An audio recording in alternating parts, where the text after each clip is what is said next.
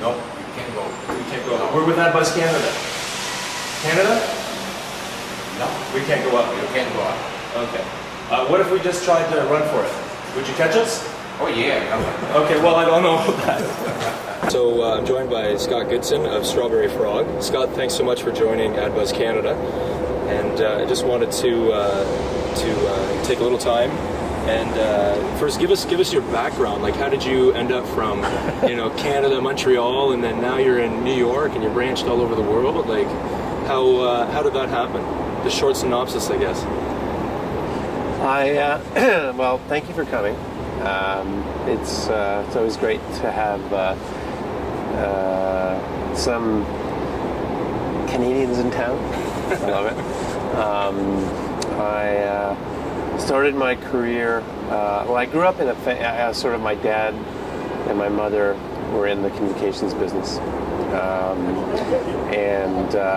I grew up, of course, not wanting to do that. I went to Western University and I wanted to get into law. So, but then I met this Swedish friend, and somehow in those days it was not possible for her to get a job in Canada. So, but you could get a job if you were a friend of someone in Sweden. So I went to Sweden and got a job in advertising in Stockholm. And my first client was Bjorn Borg, working with Bjorn Borg. And then from there, I ended up, one year spent 10 years, and then from Sweden, I ended up starting StrawberryFrog in Amsterdam, and I did that for about 7 years. Then we branched out and came and started the New York office, and in Brazil, and I had a stint between StrawberryFrog and Sweden in Toronto for a little while, but I think Canadians are. We think we have it pretty good, and as a kid growing up, you always kind of compare yourself to the rest of the world, and in the process, you learn about the rest of the world. And again, that's why I kind of have gone off and done things. Yeah, that's great. That's really great. And so we're here at Ad Week. That's why we're here, but we're also here to meet with you. And yesterday you gave a seminar which I was unable to attend because our flight was canceled, and I really wanted to get there. So for everyone watching that couldn't attend, give us the condensed version of your seminar yesterday. Can we get the PowerPoint? I can just stand here and say slide one. Yeah. Well, it's all about the big sort of M movements. Yeah. And StrawberryFrog, we've been doing movements since we started the agency. Yeah. And the presentation was really all about how movement marketing has taken over the world, and why everyone should think about it when they're devising their marketing approach. So if you want, I could give you sort of a highlight, the headlines of what that presentation was about. Give us the highlight reel. Yeah. Well, I mean, first of all,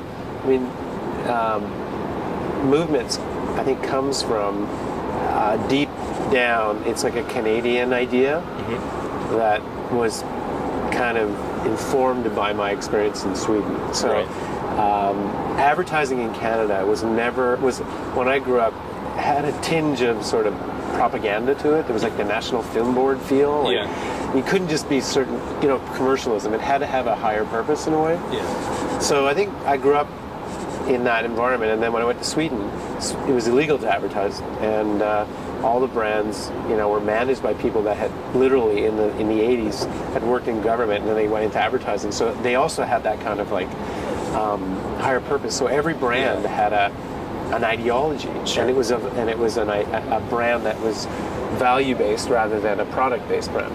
So I lived there for 10 years, steeped in the fact that IKEA is not for the rich but for the wise, and Volvo was, to promote safety and well-being, and Pharmacia was the world's only pharmaceutical company to stand up and say we're in the business of actually improving the quality of life instead of just selling you drugs. So these are like big ideas that are movements that people participate in. And so taking that many, many years later, StrawberryFrog was all about building a brand by looking out into the world and understanding what's happening in the world. What's an idea that's on the rise in our culture?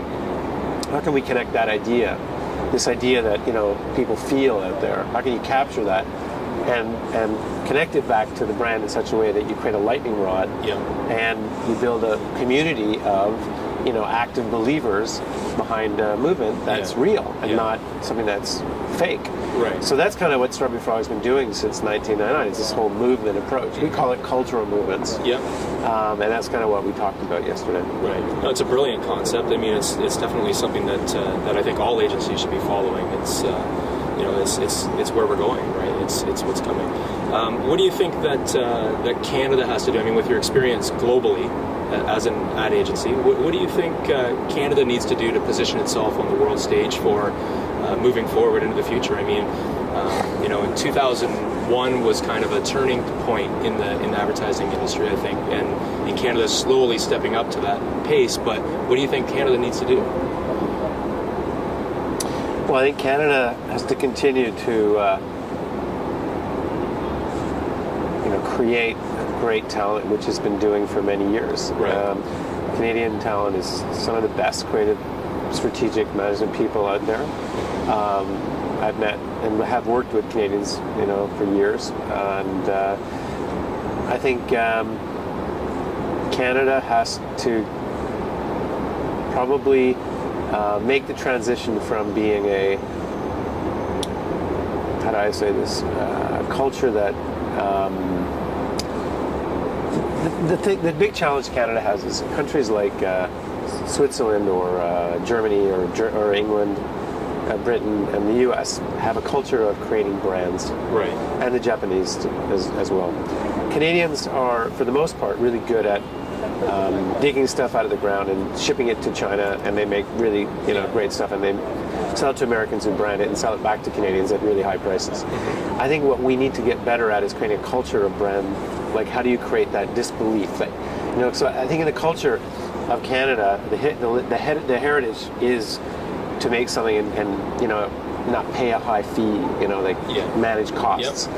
And Canadian factories and manufacturers, to a large extent, never really have built a brand. I mean, there are only so many brands that exist out there. You probably count them on one hand. Yeah. Not that they haven't had the chance. They just... I just think it's not in the... if you think about when I lived in Sweden, I mean, Sweden is a great example. Every, master MBA student does a course in marketing, and they study Volvo, they study Saab, they study IKEA, they study H&M, they study Electrolux. The list goes on and on and on and on. And Absolute Vodka, and it's just... So you grow up with a culture of you invest in a brand. It's not about product. It's about everything and anything but the product. And when you have that heritage, when you're a young, bright, ambitious person and you're trying to build a business, whether you're inside a company or you're a marketer on the outside, it's difficult when the culture is, you don't have all the 150 brands to point to. So that's what I think Canada could get better at. And we are doing it. I mean, BlackBerry is an incredible brand. And the son of BlackBerry will be hopefully a whole industry of great technology brand that will look at the history of BlackBerry and say, wow, it started as RIM, and then one day they woke up and made this leap into this thing called BlackBerry, which today BlackBerry is a phone, but there was a time when it was a really weird idea, when it was like Virgin, or when it was like Google, or God forbid StrawberryFrog, like names that are so wacko. So I think that is important as well. But what are you looking for in talent these days? What needs to be in a book, or what is it that you're looking for in today's copywriters, art directors, or do you even define it down to that anymore? Does it need to be a broader job title, I guess? Well, I think we're looking for, first of all, we're growing and we're looking for talent, and the best way to connect with us is either through Strawberry Frog on Facebook or on our website. But the best talent that we're looking for are hybrid talent, like people who are really able to chew gum and run at the same time. Be able to I would say first and foremost be idea people, and be able to express their idea through any media channel. Yeah. I mean, 70-80% of our work is digital, so having that kind of understanding is important. Right. But Canadians typically are great writers, and there's a great heritage of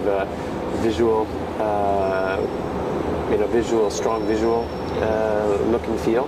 Right. So I think that type of talent is what we look for here. Okay. And we're certainly open to it. And any sort of people who feel like they're on the edge of where it's all going, I'd love to have them here as well. Right.